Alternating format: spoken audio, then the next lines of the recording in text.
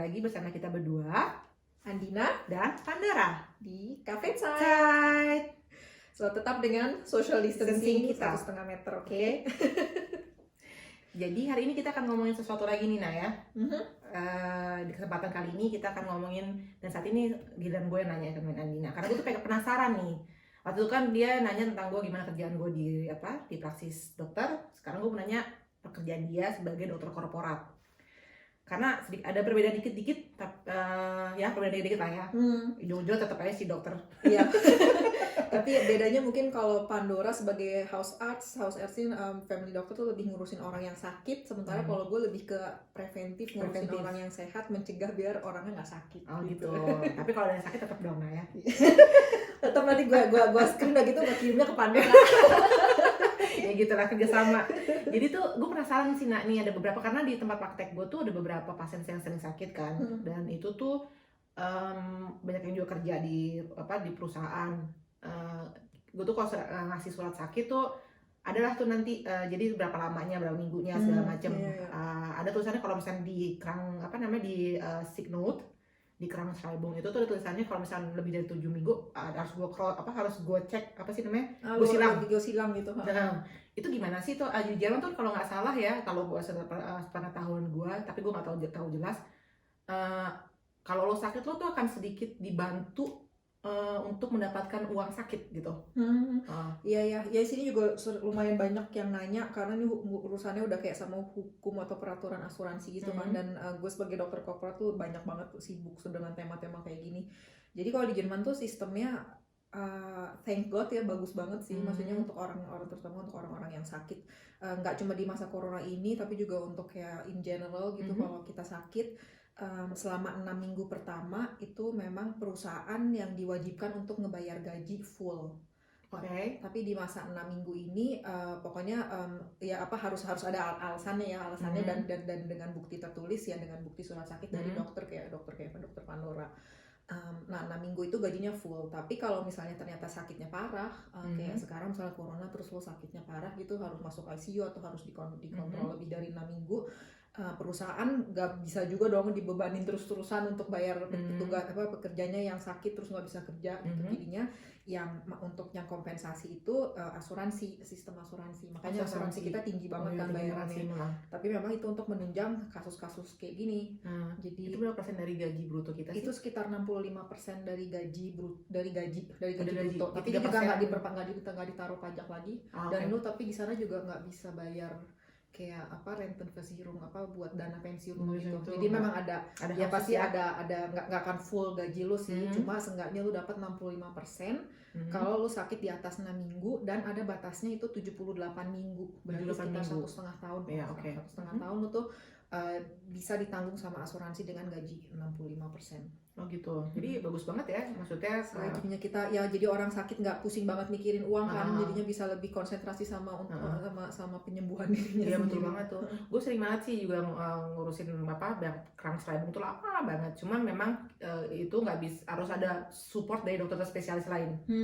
Sakitnya apa gitu, itu sih. Karena asuransi nanti satu saat juga bakal bertanya-tanya, ini orang bener nggak nih sakit gitu, beneran pantas nggak dikasih uang. Betul ya itulah. Jadi itu benar-benar kerjaan kita benar-benar kalau kerjaan kita untuk ya mensupport inilah ya orang-orang pekerja atau orang-orang di Jerman lah yang membayar pajak ya gitu. Karena pajak kita kan memang gede ya. Gede banget.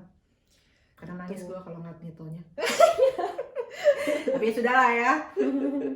Oke, terus udah gitu kan sekarang ini kan banyak nih, tadi lu udah bilang ada beberapa misalkannya pekerja yang sakit gitu, atau enggak pekerja yang nggak bisa datang masa karantina. Dia karantina dia sakit atau dia di karantina karena emang dia harus work from home. Atau itu gimana dia wajib tuh? Gitu dia memang diwajibkan karantina karena suspek atau dia pernah kontak person gitu kan. Itu gimana tuh kompensasinya tuh? Ya sama dinas kesehatan tuh kan orang-orang yang kontak person atau yang suspek dia bisa jadi corona carrier gitu, itu harus di rumah kan selama 2 minggu minimal kan sekarang masih kayak gitu. Nah 2 minggu ini nggak usah takut juga, banyak banget soalnya yang nanya ke gue gitu, gimana tuh kalau 2 minggu dipaksa karantina nanti gajinya gimana gitu. Soalnya kan mereka kalau selama nggak sakit kan nggak akan dapat surat sakit kan sebenarnya dari. Kalau dari gue dapet. Kalau nggak semua praktek kan. Nggak semua praktek, tapi sekarang nggak diwajibin sebenarnya sih. Jadi waktu itu kalau misalkan ada praktek gue bilang, maksudnya kalau misalkan dia punya dribble infection atau kalau dia takut, karena itu kita ngasih officialnya itu sebenarnya kalau lu dikirim karantina sama dinas kesehatan sama Gesundheitsamt, dari surat dari si dinas kesehatan itu lo dapet kayak surat gitu, surat keterangan kalau lu harus karantina. Nah dan dengan si surat ini itu tuh kayak setara lah ya sama sick note dari dokter. Kalau menurut gue ya sih gitu. Dan sistemnya sama sebenarnya sama yang kayak Krankengeld tadi itu. Jadi 6 minggu pertama si orang yang harus dikarantina ini sebenarnya juga nggak harus takut, dia tetap dapat gaji full yang dibayarin sama perusahaannya. Tapi terus nanti si perusahaan ini juga nggak akan dirugikan. Jadi si perusahaan ini nanti dapat kompensasi uang yang dia bayarin ke orang yang harus ke pekerjaan yang kena karantina ini, nanti uang yang perusahaan ini diganti sama dinas kesehatan beziehungsweise sama provinsi. Jadi si perusahaannya tuh harus bikin antrak gitu, bikin formulir gitu lah, ngirim formulir ke dinas kesehatan kalau pekerjanya harus dikarantina, terus kadang mereka harus ngelampirin juga si surat karantina itu dari dinkes itu. Terus nanti perusahaan dikembaliin uangnya dari sama berarti itu negara atau provinsi itu berarti kan punya ini dong ya, punya kayak fund apa sih? Iya, ada budgetnya gitu. Ini tuh basis hukumnya tuh namanya ini sih Infektionsschutzgesetz. Jadi ada itu hukum perlindungan infeksi lah ya, penyakit infeksi, untuk hukum perlindungan penyebaran infeksi. Jadi di situ juga udah ada paragrafnya justru malah jelas. Jadi kalau misalnya lo harus sampai kena karantina karena lo kena infeksi yang bisa menular ke orang lain yang bisa bikin wabah, lo tuh bakal tetap dapat gaji normal dan atau kompensasi dari si dinas kesehatan itu. Pantesan ya mahasiswa lo itu capek banget kerjanya. Lebih banyak lebih tebel daripada dulu doang kalau gue dulu.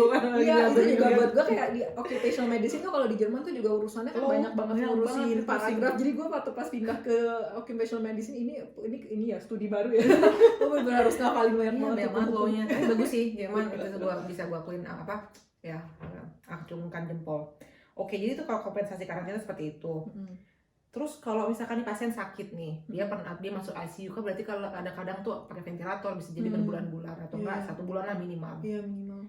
Itu kan lo nggak mungkin kan langsung jebret langsung kerja. Iya. Itu tuh gimana tuh proses dia balik kerja lagi tuh dalam berapa lama, terus apa aja, dan didukung sama siapa? Apakah harus ada rehabilitasi juga atau kayak gimana gitu?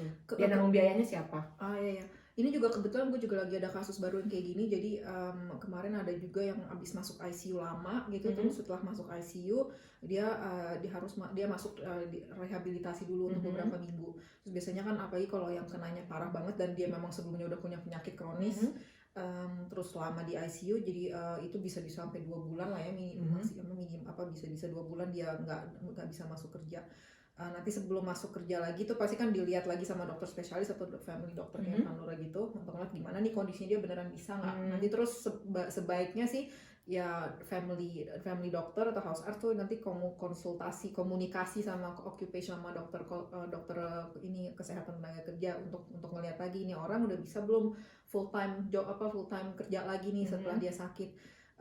Kalau misalnya sakitnya memang ternyata parah banget dan kondisinya juga terbatas banget, biasanya nyaranin mendingan Stufenweise Wiedereingliederung atau yang namanya prosesnya tuh proses bertahap ya. Jadi kalau misalnya orang sebelum dia sakit, misalnya dia kerja 8 jam, terus sekarang dia udah sakit lama, terus mau balik lagi, bisa tuh dimulainya proses per jam.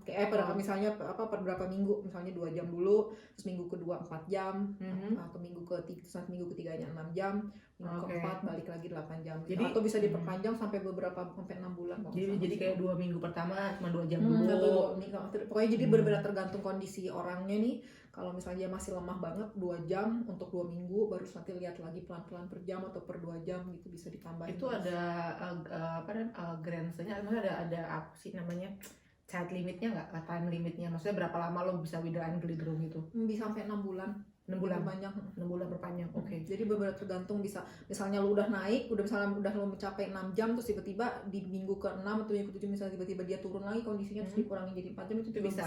Oke, tapi kalau tiba-tiba benar-benar di cancel full juga bisa. Bisa tuh mulai dari awal lagi berarti. Mulai dari awal lagi karena selama Stufenweise Wiedereingliederung ini si orang ini bakal tetap dapat Krankschreibung. Jadi status dia tuh tetap masih status orang sakit. Jadi gajinya dia selama dia mulai proses kembali lagi ke ke kantor itu gajinya belum dibayar sama perusahaan, tapi masih dibayarin apa yang Kranken Geld itu. Iya benar-benar. Jadi perusahaannya nggak terbebani dan si orang itu juga bisa masuk kerja dengan sesuai kondisinya lah ya, jadinya nggak terlalu stres. Oke. Ini sebenarnya pekerjaan gue sama dia sedikit berkesinambungan sih ya. Sebenarnya idealnya gitu sih. Jadi kalau kayak di Inggris gitu bener-bener ada komunikasinya tuh yang langsung tektok. Di Jerman tuh sayangnya sampai sekarang masih belum terlalu tektok ya. Karena gue nggak tahu, kayaknya nggak semua perusahaan itu punya harusnya punya sih occupational medicine ya, punya dokter ketenaga kerjaan. Cuman komunikasi itu kayaknya belum ada, masih belum terlalu karena kita di sektor swasta kali ya, dan ya jadinya memang perusahaan kan harus bayar kita pure dari kantong mereka. Dokter jadinya jadi mereka kadang cuma bener-bener yang ini doang minimal mungkin gitu leistungnya.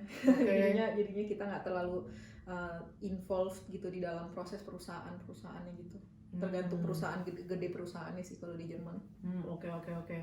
Ya gitu ya. Oke. Jadi sebenarnya menarik sih ya, maksud temanya agak beda lagi, lebih kayak ke sosial gitu. Iya.